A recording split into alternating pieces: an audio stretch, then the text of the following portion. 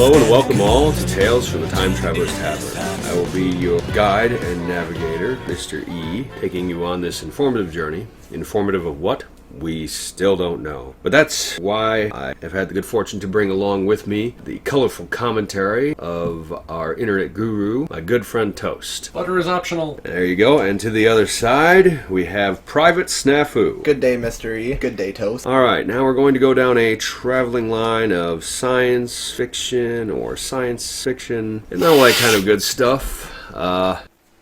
And welcome back. Well, let's see. Should I start with the subject matter I have or the story that I gained earlier this weekend? Either or, really. I'll go with the story first, simply because it's one where it's a personal experience thing, and getting it out of the way sounds better to me, I think. So, what was it? Yesterday, I had one of my elderly neighbors in the building that I'm in ask for some help with her computer. And she wanted my girlfriend, wanted to know if she was, home and awake, and wanted to help her. And I said, well, she's not awake, but I could take a look. I went over there and I looked at what was going on. It seemed more and more frustrating, more and more irritating, until finally I realized. I looked at her and I said, did you just get this? And she said, yeah. I said, did you set it up? And she said, no, I had someone else do that for me. And I said, I think I know what the problem is. And what the problem is that the person who set that up for her, first off, she had mentioned the person was her daughter-in-law, who at the time was sick, and Because that's always the best time to do work, when you're slightly loopy with medication. oh yes.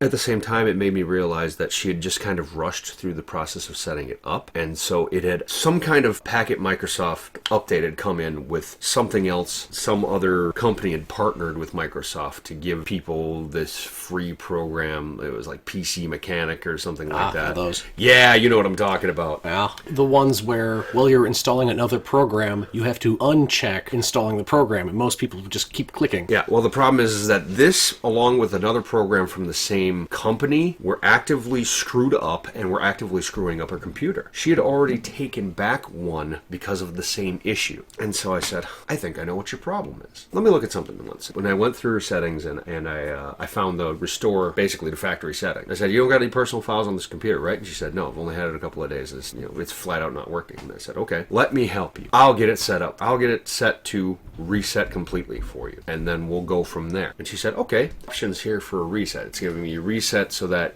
it has nothing from what you have done so far, and it can keep some of the stuff you were doing so far.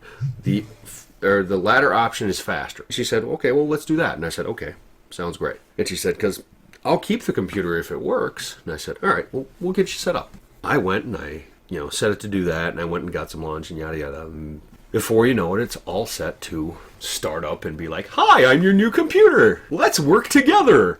And I sat down with her, and, all totaled, it probably burned up about 2.5 hours of my day. But, and she was consistently professing thank yous and what have you for it. I said, it's not a big deal. But it saddened me a little bit because it made me realize that that's where we're headed kind of as a society. We're so concerned with getting things done quickly that we'll actively take away another person's independence as a result. Kind of the old adage, give a man a fish, you feed him for a lifetime. Teach a man to fish. Or you feed him for a day, and teach a man to fish, you feed him for a lifetime. But I much prefer Terry Pratchett's. What's that? Build a man a fire, he's warm for a day. Set a man on fire, he's warm the rest of his life. I know it's a little mean, but I like it. So for me, it seems like I don't think it's a good place we're headed. We don't teach. It's never mind, Grandma, I'll just take care of it, instead of saying, here's what you need to do. Right. And then they genuinely get upset with that person when something else goes wrong with it and they don't know how to fix it. And it's like, oh God, I gotta fix your computer again.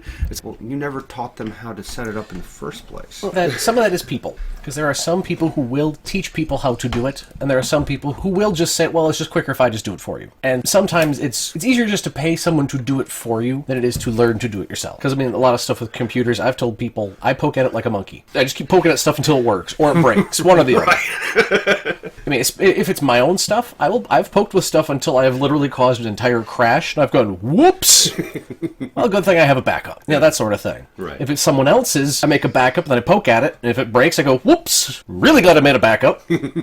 Or, I think it's only really happened like once or twice, where it's well, I guess I have to purchase a replacement. Yeah. Because if I break something, I kind of want to replace it. Right. The most recent example, I got lucky the person was replacing the drive anyway, because it was having issues. So when it had bigger issues, I still felt bad, but they were already on the way to replacing it anyway. Okay, so there's that, and Well, on a separate note, one of the guys I used to work with was telling us about he used to work at a store that did computer repairs. Okay. It was like no big deal, except for it was a branded type of store, so you can probably guess he worked for an Apple store. Yeah, it's like little old lady comes in, she's like, oh well, I'm having troubles with my computer, and he's like, well, I can take a look at it, and he's poking with it a little bit, and he finds a few things wrong. It turns out someone else had been working on it when they really shouldn't have. He's like, okay, well, we'll deal with that separately. And he's poking with stuff a little more. As he's doing some of this stuff, his manager comes up and goes, are you taking care of this? It's like, you really have to take care of this well. And he's like, why? He's like, do you know who this is? No, I don't. So the little lady goes, oh, well, my son, would be the one helping me because he knows all about this stuff, but he's just a little busy. He's like, oh, okay. So she brings up a picture and he looks and he goes, yeah. Turns out to be one of Apple's, one of their highest troubleshooters. Right. Turns out that it's his mother. oh, And he's like, oh God. He's like, if we screw this up. right. So he helps the lady out, clears the issue up. He's like, luckily it was a fairly easy issue, but it wiped out all the photos. Ooh. And that's what she was trying to recover. And he's like,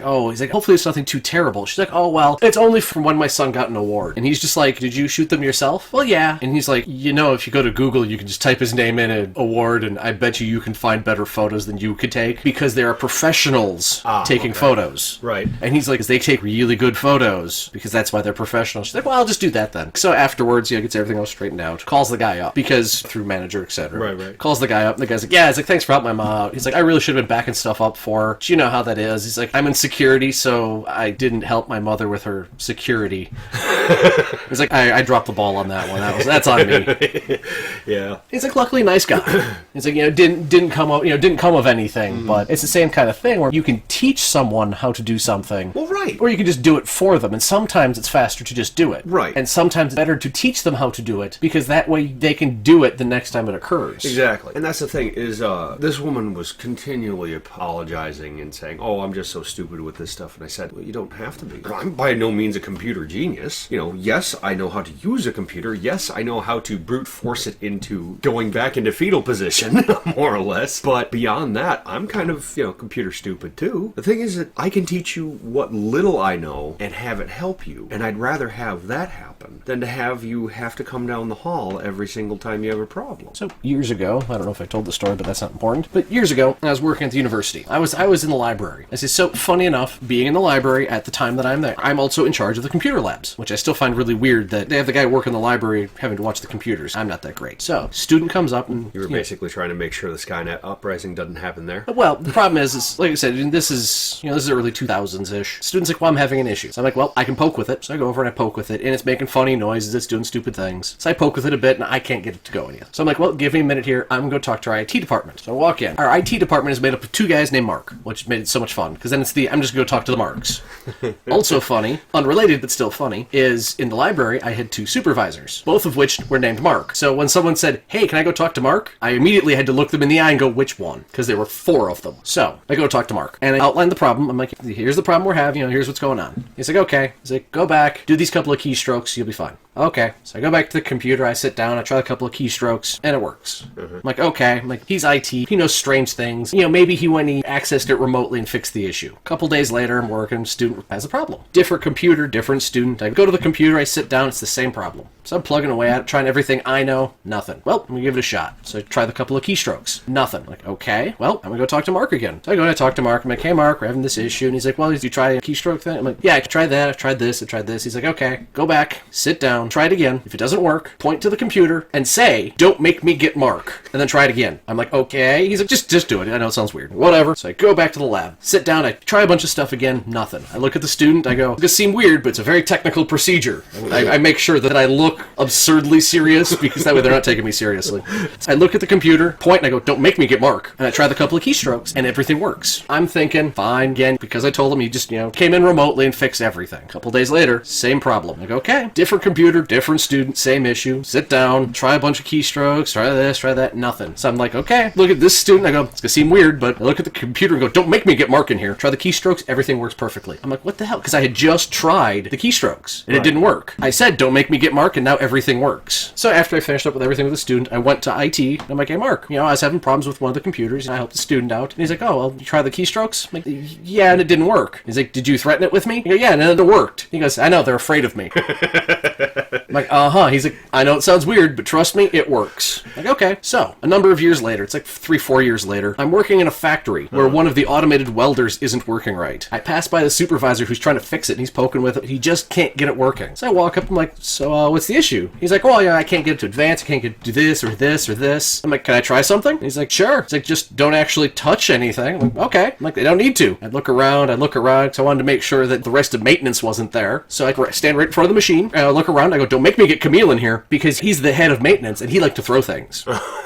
Not at people, but he'd throw things. Yeah. I mean, he's the one who had to fix them, so it's not a big deal. I say, don't make me get Camille in here. Tap the buttons. Machine works perfectly fine. Supervisor looks at me and goes, what did you do? And I went, I threatened it. And amazingly enough, it does work. Because I've had my computer do, I don't remember which tower it was, but something was going wrong. I looked at it, and I'm like, okay, I tried a couple of things, nothing. Tried a couple of things, nothing. I look at it and go, don't make me fix you. Try one of the first things, and suddenly everything works fine. Well, now, that actually reminds me of something I've done at work. When they had me working as the backup for a specific line. This is the line that's got mostly the oldest parts. But it's a lot of nuts and bolts, it's a lot of BS. But there are some parts that are flat out computerized. They tell the machine what to do through a touchscreen. One of them is a labeler. It applies labels to containers. Every time I'd have a frustration with this, I would actively threaten this machine. I would say things like, don't make me fix you permanently. And then if it still didn't work, I'd turn to one of the temps and go, I need you to go in that room, go to Maria, and tell her I need the largest wrench she can find. And then she'd come out and go, okay, let's fix this. And the temp would always be confused. Maria knew exactly what my intention was. When they first made me backup operator for that line, Maria's the operator, I don't know if I mentioned that. I looked at my lead and I said, I'm going to need 2 3-foot long pipe wrenches, each weighing about 20 pounds. And she said, 2 of them. And I said, yes. And she said, 3 foot long. Yes. Weighing about 20 pounds. Yeah, probably about 10 pounds at the head. Okay. And I said, and I want you to get an inscription on each of the wrenches. And she said, okay. And I said, on one, I want you to put for machine use only. She's like, and on the other one don't bother with. Or if you really want to put something on it, you can put personnel. And she said, so that's what it's for? And I said, it is for actively threatening machines. When my supervisor saw me point at the machine and say, don't make me fix you permanently, he's like, how do you fix a machine permanently? And I said, you break it beyond repair. And he said, and then I looked at him and he's like, no, really, that is funny unless you really do it. It just reminds me of the one song that actually has a portion on it, with that moment of, I think he's broke. I know how to fix this. Hey, Mr.E, can you get me the hammer? Oh, sure. No, the big hammer. Oh, this one? No, the sledgehammer. No, the big sledgehammer. Yeah, that one. Yeah. At another place I used to work, there was a little sticker on the computer that controlled a 4-armed articulated saw. This thing had been struck by lightning twice, so you had to manually edit every single measurement, because it would cut planks of wood. You had to manually edit every measurement by up to 3/16 of an inch in either direction. So you had 3/8 of play that you had to figure out where you were going, and it was your best guess as to whether or not it'd be right. Now, granted, the measurements on the board, once it was cut, could be off by almost up to an eighth before it was a problem, but it was that extra 16th that could really screw you. But yeah, there was a little sticker on the screen of the computer that had a duck standing in front of a computer with a large cartoonish mallet raised about to smash it. And it said, before you do this, call this number. Well, not as bad as that. See, but just thinking of struck by lightning twice. Just recently, the place I work at got rid of one of the oldest Macs they had that was referred to as Bernie Mac because it had been in a house fire. That's just plain wrong and funny. I kid you not, it was in a house fire. I mean, the case was fine, the internals were fine, there's just some distortion on the screen. I mean, it was like some smoke damage. Was the case blackened? No. Okay. because it had some damage to the screen, I mean, nothing serious. I mean, it was just a little. Right. But you could tell that it wasn't quite in pristine condition. So, I mean, people just referred to it as Bernie Mac. They just recently got rid of it because they upgraded everything else. Okay. Because it was the oldest one, so they kept replacing old ones. When they finally got around to it, like, okay, we can finally retire this one. But it was interesting how often that computer got passed around. Because one department would actually get a brand new machine because they actually needed a new machine, and they'd shift the oldest one to someone else. So was it a matter of seniority, or was it just kind of, here, now this is your problem? Oh, it wasn't a problem. Okay. Like I said, it worked fine. It had a mild screen distortion. And looked kind of like crap. Barely. It looked dirty. That was it. It was just funny because someone would be like, oh, well, I need to use a different computer. Well, this one's being repaired. The IT guy would image the old one and put it on the new one. Start using it like, oh, this one seems a little off. You look at the screen and go, oh, I got Bernie Mac. Okay, so before we go any further, I wanted to discuss our little road trip because I liked some of the things that came up with that. We went and visited an abandoned road for a video project we're planning and came upon a bridge that is a part of this road that had a swastika painted on it because it was graffitied over and it had a swastika painted on it in pink spray paint. What's interesting about that is you do know that much like with the Jews in Germany, how they had been marked, they were required to wear patches on their clothing that identified them as a Jew with the Star of David, right? Mm-hmm. Did you know that they also did the same thing with homosexuals? Mm-hmm. With a pink triangle. It brought up, what was the joke? The joke I made was, I think I phrased it as, well, you see, it's actually a group of gay Nazis. Instead of the whole raised hand Heil Hitler, it's the limp-wristed Heil Hitler. I thought maybe it should be Hail. We are going to get shot by somebody. Well, the other one I didn't mention at the time was maybe it's for the feminazis. Oh no. You're just trying to get everybody to hate us, aren't you? Why? There's a difference between a feminist and a feminazi. A lot of it boils down to how you react. I think I know what you're saying. Yeah, I mean, well, that's just like I knew someone a while ago who talked about, very strongly being a feminist. And I said, yes, I support equality as long as it's equal. And they got annoyed.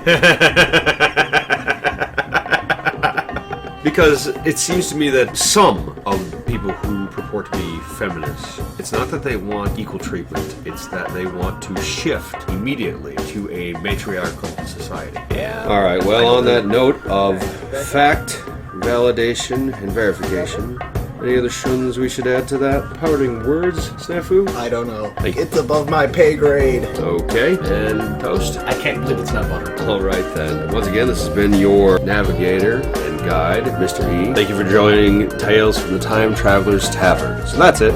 You've